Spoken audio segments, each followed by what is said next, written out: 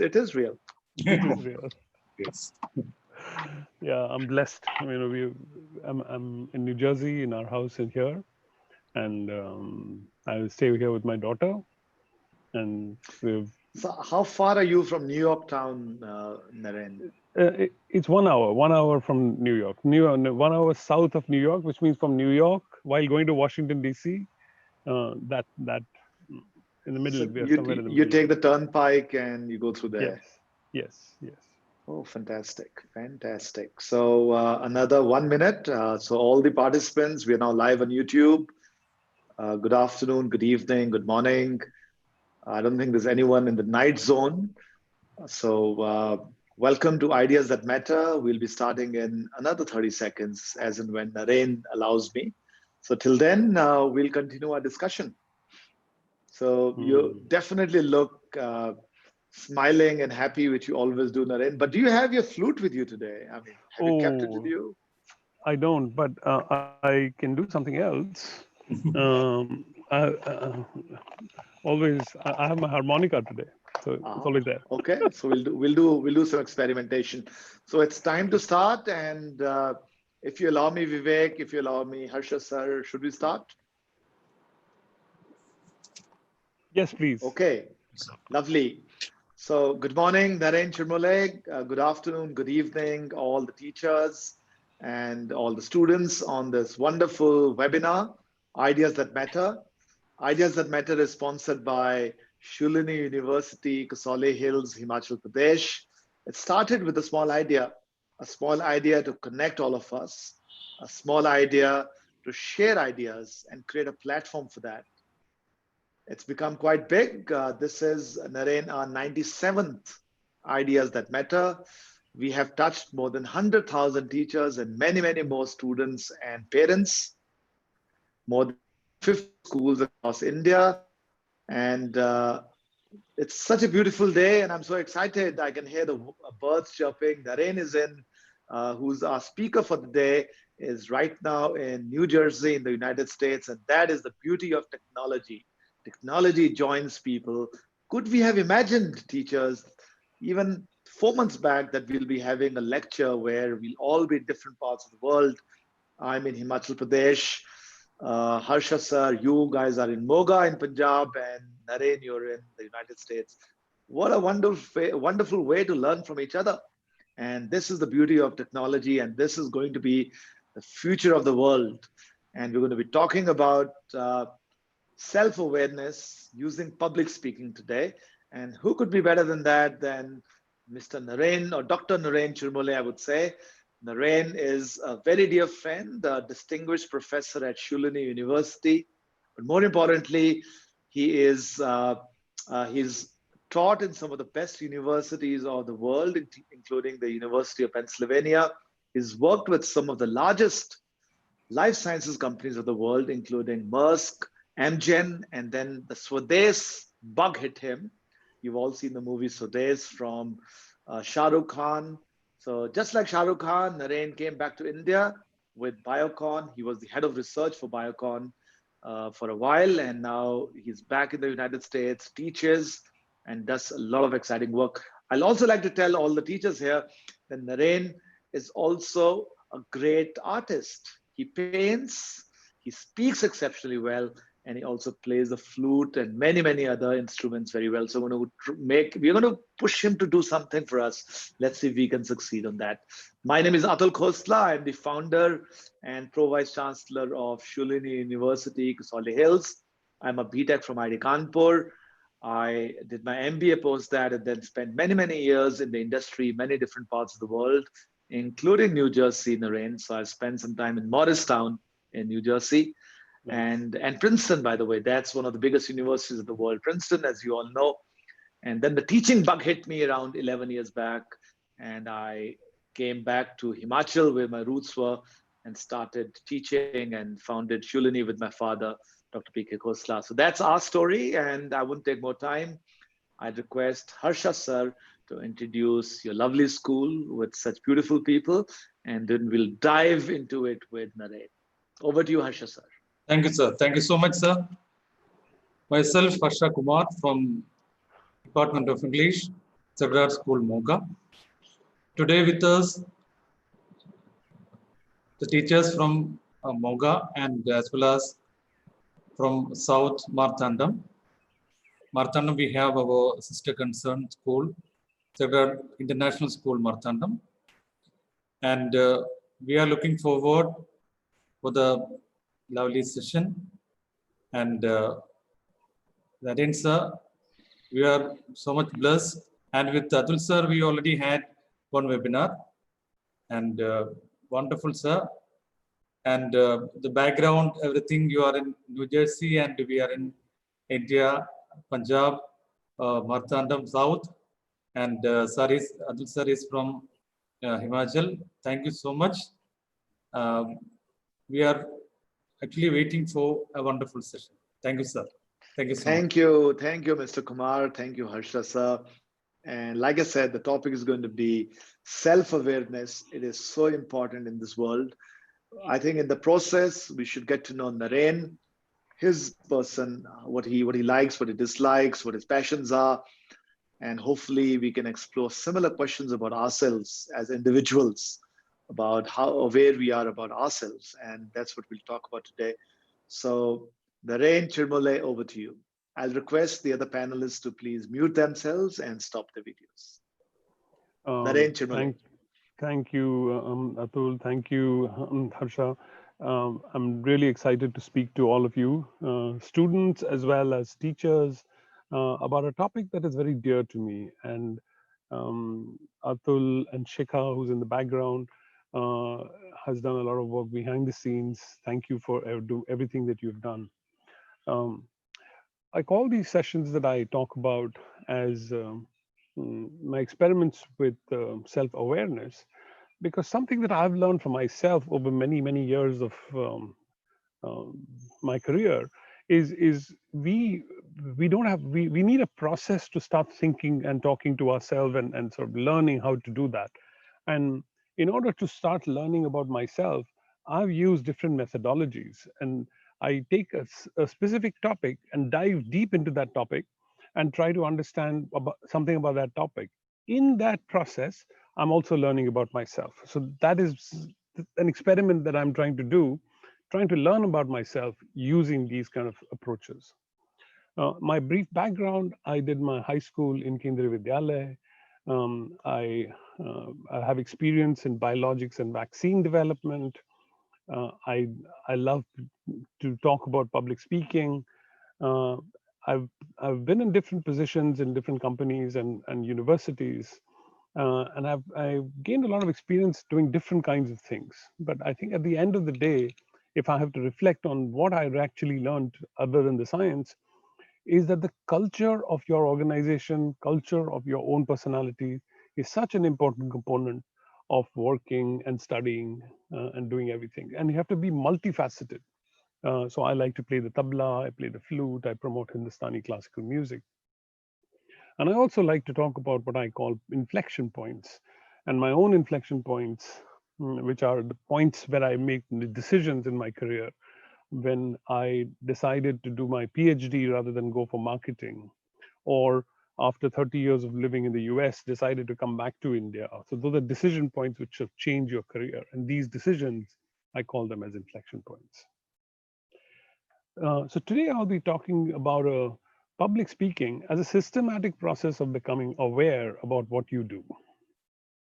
And awareness is defined as a state of being conscious about something. How do you become aware? You have to be very observant. You have to look at your surroundings and senses, do things mindfully, pause between activities, and then listen. One activity to become aware of yourself or things around you is to make a chart like this. And if students, if you have a piece of paper in front of you, I would suggest, why don't you make a circle like this and make these 4 boxes on your chart? And let's talk about what's in your own mind, like what this box called you. In my mind, I'm thinking about what are people doing during the lockdown? That's what I'm thinking. And I read a lot about immunology. I'm an immunologist, so I read a lot about COVID immunology. That's what I'm doing for myself. What's happening in my city? I used to like to go to concerts a lot, but now all those concerts are happening online. And the environment is becoming so beautiful because it's not being polluted by traffic and others. So the environment is really nice in the city.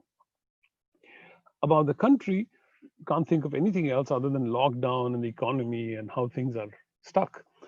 But then the government has so many grants, both for students as well as for entrepreneurs. You can avail of these grants to do very interesting, innovative work. There are a lot of local activities, there's volunteerism, things that you can do for the society. You can do so many things. And then around the world, almost 25,000 papers have been published in the last 3 months just on COVID. So, and all of them are available for free on the internet. So it's a lot of literature that's coming out. And then obviously you've heard about Black Lives Matter and all the challenges we have in our lives. So let's spend a minute, and if you can write in the chat box or from your notebooks, um, one thing each about uh, yourself, about um, about yourself, about your city or your country. Just let's take a minute and see if you can write. So I'll type one for myself. Is I want to um, I want to play the harmonica. So I'll suggest that if all of you can write one thing on the chat, we'll evaluate it later. So write one thing about yourself, one thing about the city, one thing about the country, and one thing about the world. We'll spend, just hold on for 1 minute on this slide. And while you all continue to write on the chat box, and we'll look at the chat box a little bit later at the end of the talk. Okay, it's just a process to try to segregate our mind as to what's happening with you, what's happening in the city, what's happening in the country, and what's happening in the world. Okay, all right. uh, while you're doing that on the chat, let me start a topic on public speaking. Let's listen to this famous man, Amitabh Bachchan. Let's hear what he has to say. यदि मैं आपसे पूछूं कि सबसे शक्तिशाली व्यक्ति कौन है, सबसे शक्तिशाली व्यक्ति कौन है, तो कोई कहेगा कि जिसके पास पावर है, वेपन्स है, शस्त्र है, धन है, किसी देश का राजा या किसी सल्तनत का वारिस है। मेरा ऐसा मानना है कि वेपन्स, मनी किसी को पावरफुल नहीं बनाते, या अगर बनाते भी हैं तो कुछ समय के लिए ही बना पाते। दौलत आज होगी, कल नहीं। शस्त्र का ज्ञान तभी तक काम आएगा जब तक वो शस्त्र चल सकता है। Once it is used, it becomes absolute. पर शास्त्र का ज्ञान कभी नहीं होता। Knowledge can never be obsolete. शास्त्र। So you saw what he said and how he said such impactful statements. We'll evaluate how he said what he said in a minute. Okay, so I'm going to talk about public speaking, and we are all terrified of this microphone when it's right in front of our face and we are going to face an audience. I'm going to read the sentence. I want you to imagine an elephant painted bright red, waving to and fro in sync with a giant green parrot dancing on the elephant's head, shrieking, "Let's do the fandango." I just read this sentence that is going on. Now, what did we see in Amitabh Bachchan's voice? We saw him that he was modulating his volume. He was modulating his tone. He was modulating his pitch. He was modulating his timbre. He was using pauses. He was changing the pace of how fast and slow he was speaking. And then he had a rhythm to his voice, right? So we have so much power in our ability to speak. We have to be aware that we can do all of these things, right? And the physics of this of the volume and pitch are shown here. When the amplitude of the noise of the sound wave is long, then you get a quieter voice versus a louder voice, higher pitch versus a lower pitch. You can study these in your physics classes also. And when it's moving, you can see these pitches moving, and you can actually imagine the sound based on the waves that are going, right? Now, let me read that same sentence that I read to you again with awareness of all the attributes that I told you about, right? I want you to imagine an elephant painted bright red, waving to and fro in sync with a giant green parrot dancing on the elephant's head, shrieking, "Let's do the fandango!" So when I read the sentence like this, I have to create an image which looks like this. So when you're aware of all the ways that you can speak, your public speaking becomes much more powerful. So Atul, I'm going to pause here and hand the mic over to you, because I know Shulini does a lot of work in training students, not just in the educational aspects of learning, but also in the cultural aspects. You have a lot of programs like this. Absolutely, Naren. Am I audible to you? Yes. So I'm going to do two things over here. One is I'm going to talk a little bit about the importance of public speaking and self-awareness through public speaking. But I want to share my journey, Naren. So you all know, friends, ability to speak in public is so important. It's so critical for teachers today. You know, we have become actors. We are actually speaking to the camera, and we are being recorded. We'll be on YouTube very soon, Naren. This is going to be on YouTube, and it's already live on YouTube. So there is no two opinion. There is no doubt about it that if you really want to succeed in life, unless you have great oratory skills, you will not succeed. So that's the first thing. Whether you're a student, whether you're a teacher, or whatever you're doing, you need to build these amazing public speaking skills. It's not easy, it comes with practice. So the first thing I'd like to say is practice. So I'd like to talk about my life, Naren. I grew up in Solon. Solon is a small town. I had never spoken English in my life till I went to IIT Kanpur. So I grew up in IIT Kanpur. As I told you, I did my BTech from there. I learned engineering, I learned how to fly planes, and I dabbled in politics at IIT. All these skills were guiding me towards learning how to speak better, how to speak in English or in Hindi. I don't think it matters, but ability to speak and communicate is a very important skill. When I started working in a company called McKinsey, which was a very large company in those days, it was very prestigious. Getting into McKinsey, I was told by my boss very early on, Atul, we have to fire you. We have to let you go because you do not speak well. So I had two options. I could have gone and I could have complained that the world is bad. I could have hidden behind my mother, but I didn't do that, Naren. Interestingly, I had a friend who lived in Singapore. In those days, electronics were not easily available, so I flew down to Singapore. Anyway, it felt better. I felt lighter and nicer being in a foreign country, and I bought a video camera, a camcorder as they would call it. And for the next 7 years, I would learn to speak. I would speak to the camera every day for an hour. And I learned to speak. For someone who was stammering, for someone who didn't know how to speak, I suddenly learned the tricks of the trade. I can't dance, I can't sing, but I sure can talk, Naren. I sure can speak in public. And I'm not tense unless there is some very, very senior person out there, probably Narendra Modi. I'll be a little tense when I'm speaking. And I try to do that now with dancing and singing. When my students push me and say, "Sir, why don't you dance?" I actually try to dance because I know that however difficult it is for me to come on stage and dance, it is the same difficulty they have when I say, "Why don't you speak for a minute?"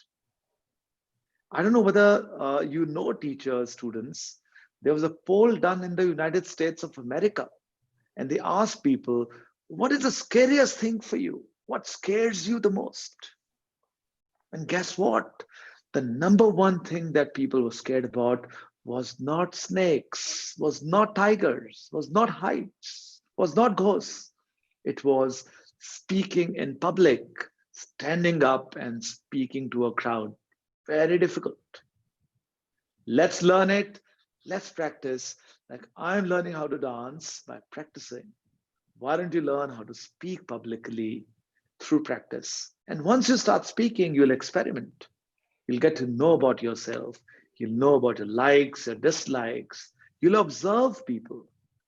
There's one speech which you might be playing, which is Martin Luther's very famous speech. We'll listen to that.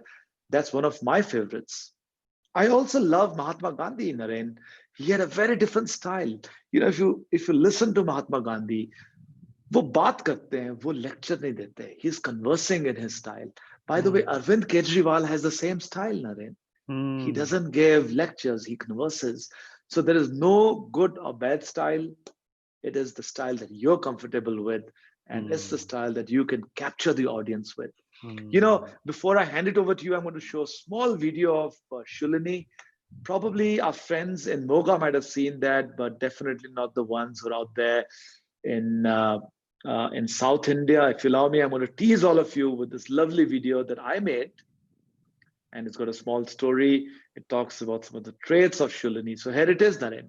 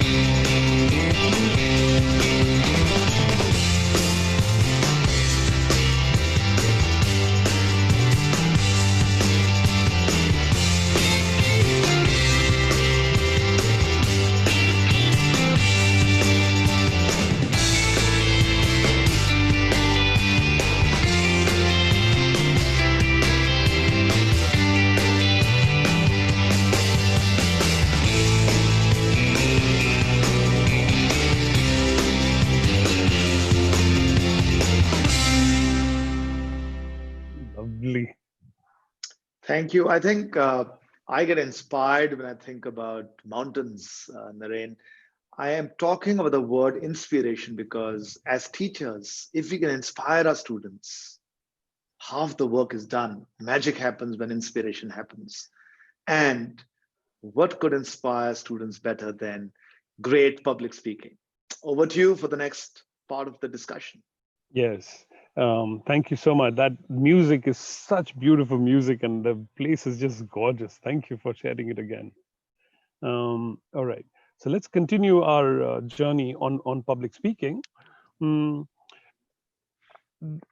this few minutes, I'm not going to be able to give you a full lecture on public speaking. Obviously, the best way to do public speaking is to try to speak yourself and see how you can do it. And so there are a few pointers. I hope with this lecture you'll be able to at least appreciate that if you spend time on yourself and try to become a better speaker and practice, like Atul said, yourself, videotape yourself, you'll become a better speaker. And becoming a better speaker is always good for life. You can train your voice. One of the things, for example, I'm learning vocal singing. I learned to sing, and so I realized that when I learn singing, I'm actually training my voice, and the voice that I use for singing is also good for speaking. So when I train my voice for singing, my voice quality becomes better, and so that is very useful for public speaking. So learn singing to make your voice better. Before a speech, you do warm-up exercises, and there are a lot of warm-up exercises you can do before a big speech, and that I'm sure there are a lot of YouTube videos around that. Show your passion. We look at some videos to see how passion is shown. Stay on the task, keep it brief, and know your audience, who your audience is. Right? Let's watch some famous speeches as examples. So as Atul mentioned, one of the most famous speeches in the world was delivered by this man. His name is Dr. Martin Luther King Jr. He was an American civil rights leader from 1929 to 1968.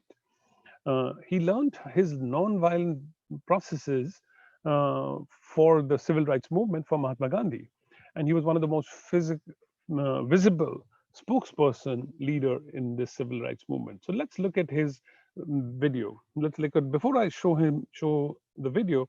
Let me just point you out to what you have to listen to. It is one of the most famous speeches ever delivered. It's called "I Have a Dream Today." And listen to these words when it comes. It'll come somewhere in the middle of the speech. He'll say, "I have a dream.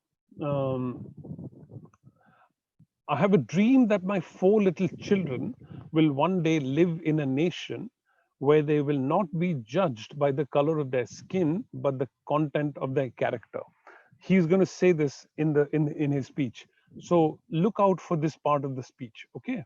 So I'm going to play this now.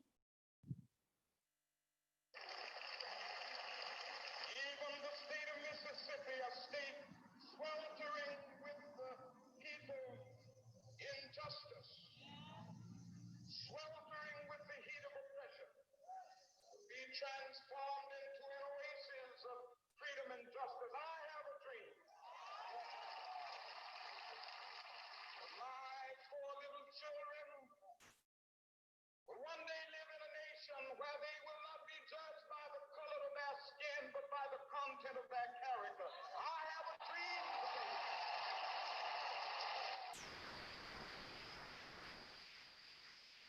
I have a dream that one day, down in Alabama, with its vicious racists, with its governor having his lips dripping with the words of interposition and nullification. One day right there in Alabama, little black boys and black girls will be able to join hands with little white boys and white girls as sisters and brothers. I have a dream today. Yeah. So very, very inspirational speech. Go and look at the full speech on YouTube. The next speech we'll look at is by Michelle Obama. She was the First Lady of the United States from 2009 to 2017. Very inspirational woman, a graduate of Princeton University and Harvard Law School. She's the executive director for the Chicago Office of Public Allies, a nonprofit organization that encourages young people to work on social issues. And the speech that we're going to see is the one that she gave to the Democratic Convention a couple of years ago, where she was talking about her husband Barack Obama. So let's look at a small piece of how she spoke. And this is her speech. When we were first married, our combined monthly student loan bill was actually higher than our mortgage. Yeah, we were so young, so in love, and so in debt. If we want to give all of our children a foundation for their dreams and opportunities worthy of their promise, if we want to give them that sense of limitless possibility, That belief that here in America, there is always something better out there if you're willing to work for it. Then we must work like never before. And we must once again come together and stand together for the man we can trust to keep moving this great country forward. My husband, our president, Barack Obama. What an inspirational speech. Huh?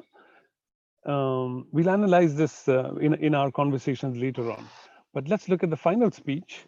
I love this speech. This is an amazing speech. I'm just going to show you a small piece of it. Her name is Gauri Sawant.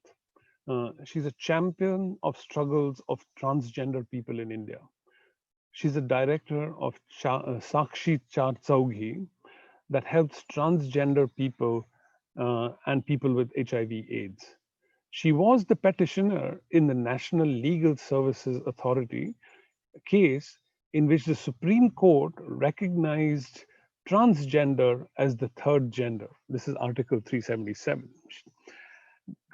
She adopted a girl named Gayatri in 2008 from an orphan sex worker, and you will see the mention of her daughter in her speech.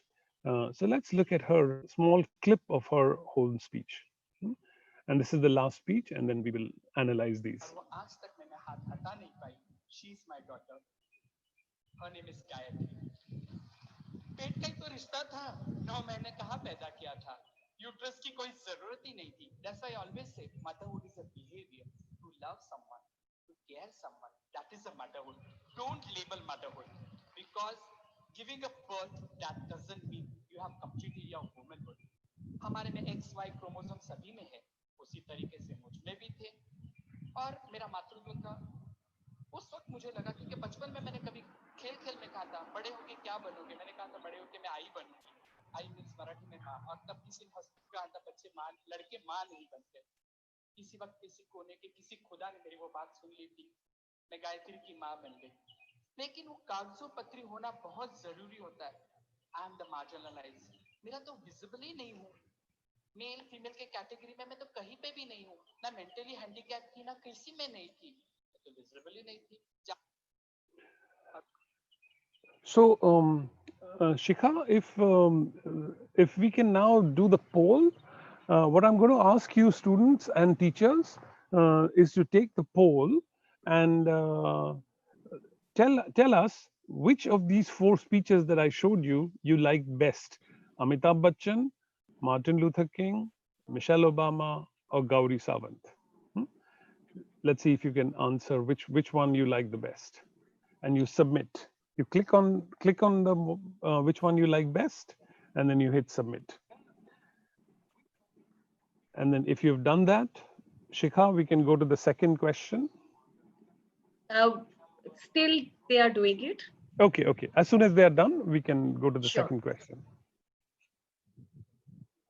So, just your impression of which you thought was the best, and during the discussion, we will discuss why you liked it and what was it that you saw in these lectures.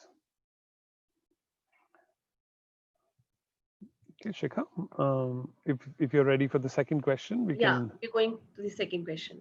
Yeah, thank you.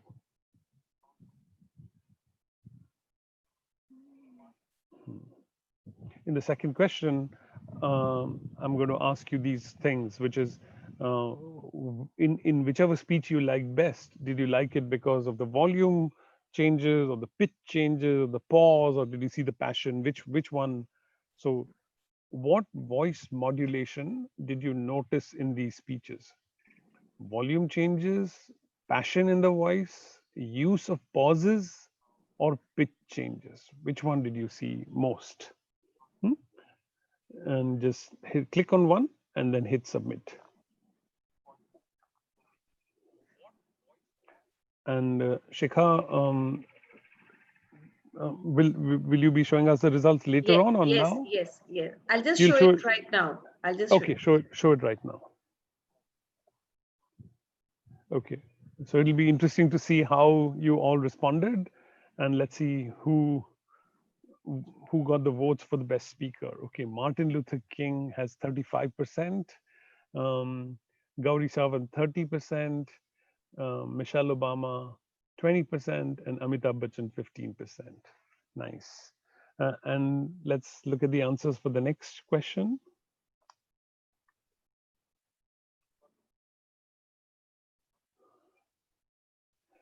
Let's see what you thought. I'm going to guess it's going to be passion. Let's see if that's right. Yes, it is. 84%. So wow, it is amazing, isn't it? The passion, such an important component of public speaking. Thank you so much for taking the poll. I'm almost done. I just want to end by saying, as you learn things in school, your mathematics, your physics, your chemistry, your arts, everything else, it is so important to learn cultural aspects of becoming a better person in your schools. So I'll give it here. Thank you so much for your attention. And Atul and Harsha sir, so much. Thank you so much for the opportunity to share my thoughts. Thank you so much, Naren. I think you're so right. And so is the audience, is the passion that can make the difference. When passion comes in, I think the excitement goes through, goose pimples happen, and like I say, inspiration happens. And when inspiration happens, magic happens. I was reading about Mahatma Gandhi, who's my role model, who's my idol. Mahatma Gandhi started with 8 people at the start of the Dundee March. And by the time he reached Dundee for the salt, making salt, the queue was, I'm told in those days, without social media, it was 3 miles long and more than 2 lakh people were out there. So he would go and speak to villagers wherever he went. And the reason why he spoke to villagers, Naren, was because he believed that unless the villagers understood the need to be independent, India could not get independence. So it was what a brilliant move it was, what a risky move it was. The English never thought that it could become such a big movement. But imagine the passion he would have brought in, the excitement he would have brought in to the villagers who didn't know anything about the British or the Raj or salt, but they came with him and they joined him in the march.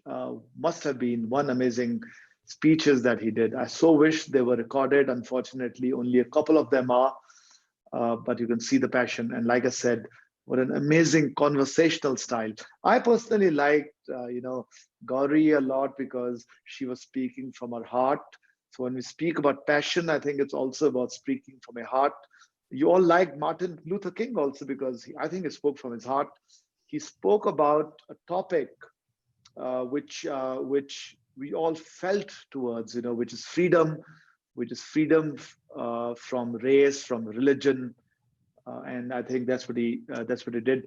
I'm doing a course on rhetoric, public speaking as we speak, Naren. I'm doing it on edX, and I'll encourage all of you to also do that. And a couple of things I've learned over there. One is when you are doing when you're speaking in public, you need to pick up topics which are very close to the audience's heart. So that those emotions need to be very clear, and you need to be honest in what you say. So what Martin Luther King spoke was really what he believed in. And his belief was that human beings are equal.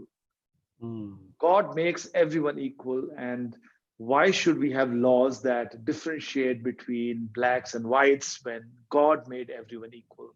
And he believed in that. And when he believed in this, other people also believed in it. And that's when a snowball happens. Yeah. So I think the few questions which are coming in, and I think the questions about Tanveer is asking, how can we overcome the fear of public speaking? What are your thoughts, Naren? Then I'll give mine. That's a very good question. And this is, and Atul actually mentioned it, public speaking is even more fearful than if a tiger is attacking you. You feel that afraid. But I think, it is the courage to speak comes in small quantities. So first try to speak to small audiences, talk to your parents, talk to your friends, be aware of the voice that you're using. Be aware of your presentation skills, and do little by little, and then slowly it will become much better in the future. So I would say take it in small pieces. Don't try to become a fantastic public speaker in one day. Atul. So I'm going to give a few tips over here for public speaking. One is the first question that's going to come up is, do we use the podium or not? Whatever people tell you, podium is for losers. You do not use, great speakers do not use the podium. You'll see Amitabh Bachchan without a podium and others without a podium. Podium is there to escape. You've got beautiful hands, you've got a beautiful face, you've got beautiful eyes. Why do you want to hide them behind something? So first, no to a podium. The second thing, should you walk on the stage or should you stand at one place? Again, great speakers will typically stand at one place for 3 to 5 minutes as they're talking. They might move a little bit here and there, but they will not move too much. And the way to stand is actually very interesting. You put your feet as wide as the shoulders and go on your toes. Try that now if you are listening to this, and you'll see you're stuck in ground. You can't move anymore because if you move, you'll fall down.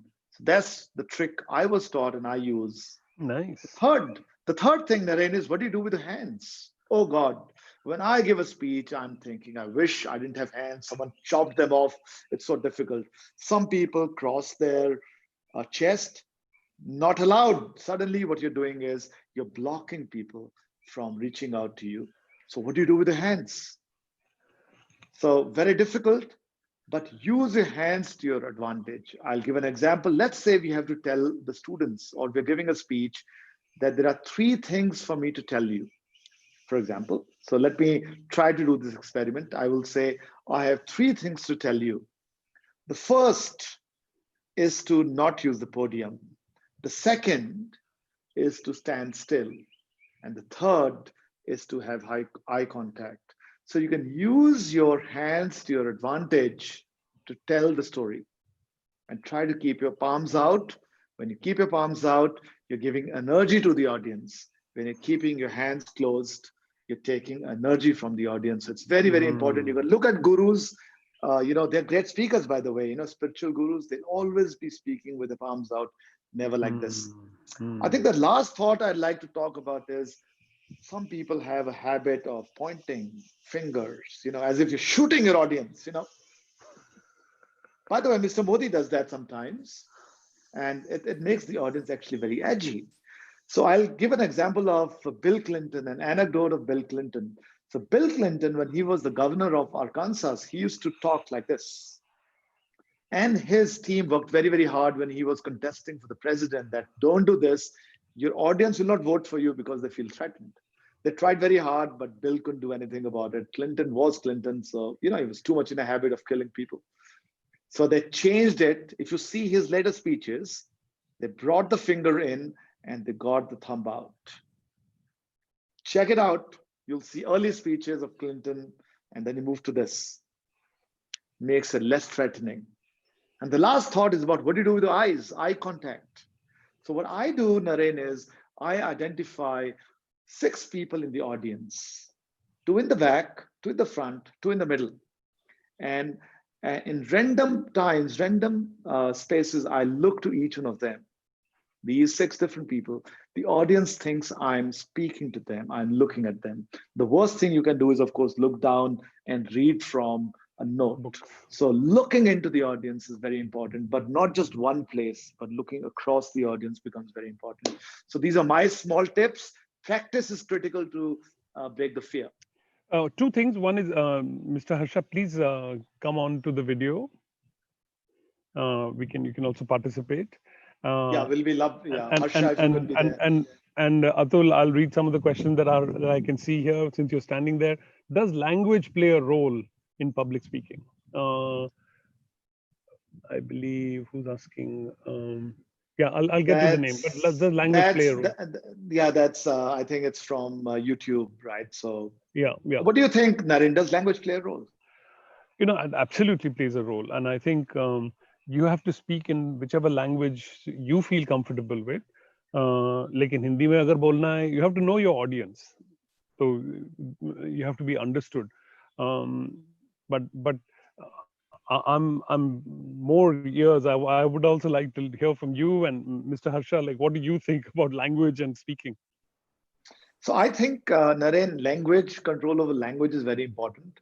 But then there are people who might not, who are great communicators, who might not have control over the language, still speak very well. Mr. Modi is a classical example. He doesn't speak English very well, but his speeches are very well articulated. He practices a lot, I'm sure. Another classical example is Lalu Yadav, a great orator, couldn't speak English, but his speech at Harvard is the highest viewed speech. So communication skills, apart from language, also includes body language, how you engage your audience, passion. We heard that. Yes, language is very important. If you have language with you, it's great. One last thought before I go into Harsha. When John F. Kennedy ran for the president of the United States of America, Naren, he was expected to lose. He was expected to lose because people thought had zero content. His competitor or his contester, I don't know the name, was the person who knew every statistic. He was the guy with the analytics. But John F. Kennedy won because he smiled all the time. So when you're speaking, try to smile. People who smile, people who engage with the audiences will definitely pass on their message in a much better way. And this is true for interviews also, Naren. If you're smiling and if you're confident, you will cross your interview and you'll get selected. Harsha, over to you. I'm sure you teach elocution and debates in your school. Yes, sir, absolutely right, sir. Language, our body language, then our gestures, the topic, and confidence, eye contact. All these things is absolutely correct. And I think most probably according to the topic, according to the subject which we want to convey, our automatically body language and the expression, seriousness, everything will come to help us. And another thing, the response of the audience. First of all, we want to attract their attention, but later, magically, there will be a bond, and naturally, we will blend with that audience, and it will go smoothly. Yeah. In so our true. Teaching career, the same thing happening. When we enter the class, we should start ice breaking and let them come to our level. Then after that, smoothly it will go. Yeah, I think so. Atul, I have a question from Harish Kumar. He says, "Sir, in these days, we often talk about passion, etc. Don't you think more than passion, we should be taught to love each other and everything that comes our way? And when we love everything, nothing good or bad is left, and that makes a small difference to bring big changes." So I so agree. I so agree, Naren. Love is a passion. What could be the purest form of passion? It's love. And when you love something, passion comes out. I mean, there's so many stories about love is not just about romance. Love is about romance for something that you really like doing. For example, it is my passion, it's my love to make others better communicators. I was really bad at speaking and I had major challenges, and then I learned how to speak. And that changed my life, Naren. So that's my passion to say, why can't I pass it over to everyone else? Because if I could do it, all of you can also become great speakers. So yes, you have hit the nail on the head, Harish. Love is important because if love is not there, passion cannot come out. Passion and love are the same word. So true, so true. And then David B asks, is connectivity and the use of metaphors, are these useful in public speech? What do you think, Naren? Connectivity and metaphors. connectivity for sure. I think we've been talking about how to connect to the audience, and especially in an online situation right now. I think I'm going to try to look at the camera to see that you can see me, etc., where I'm sitting, and maybe my hand gestures. These are all, like Atul mentioned, all the how you connect to your audience. It's so important. And use of metaphors, obviously that the more colorful that you can make your topic and relate it to the people who are listening to you, the better it is. But maybe Harish, you have an angle to that for connectivity and metaphors, or Harsha?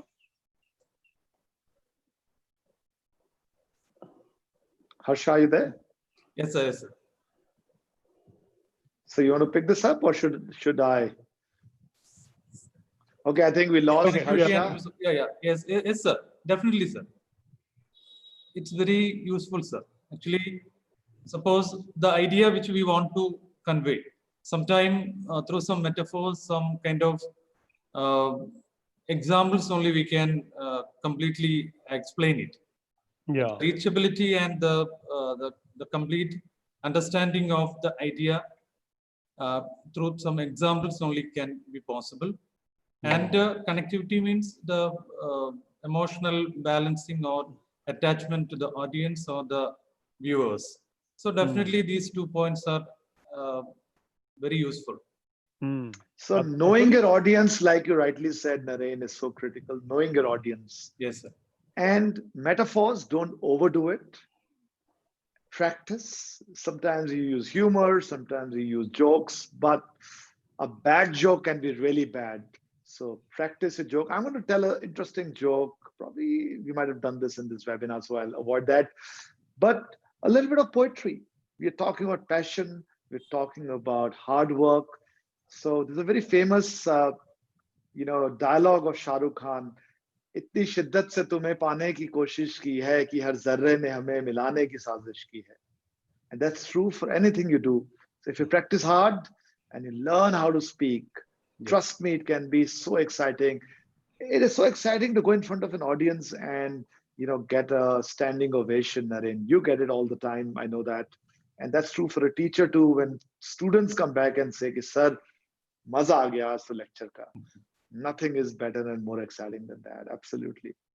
So there are questions from, yeah. I have an interesting question that we should probably debate. The person is probably from YouTube, but a lot of people copy their favorite speakers. Is it okay?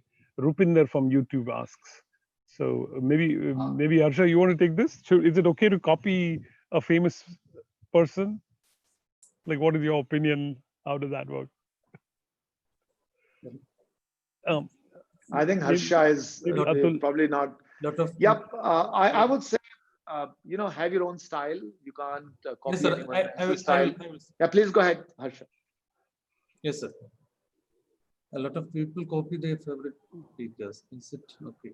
Yeah. In the beginning, for the beginners, it's okay, sir. I think for the beginners, it's okay. But after that, we should create our own platform, our own style.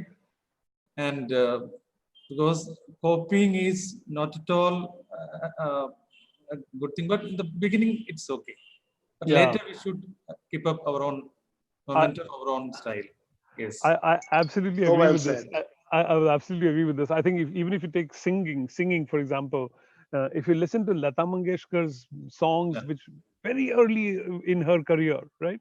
If you see, she copied how Noor Jahan was singing at that time.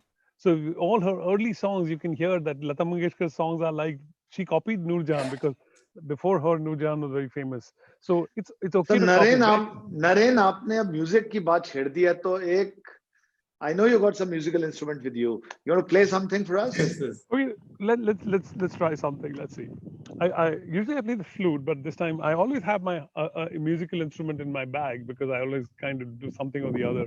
When there's time, if I'm sitting on the airport, train station, somewhere else, and I have a small instrument, I can always play it. So I'll just play one song quickly.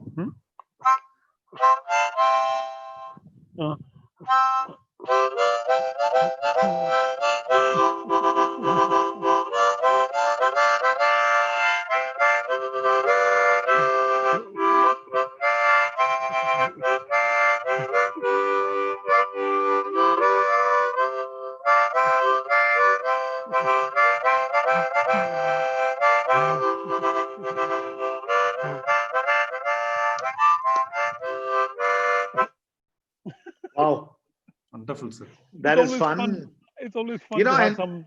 and if you exaggerated have fun. skills like Naren, if you can play something on stage, you can tell a joke, you can give some good metaphors, recite a small poem.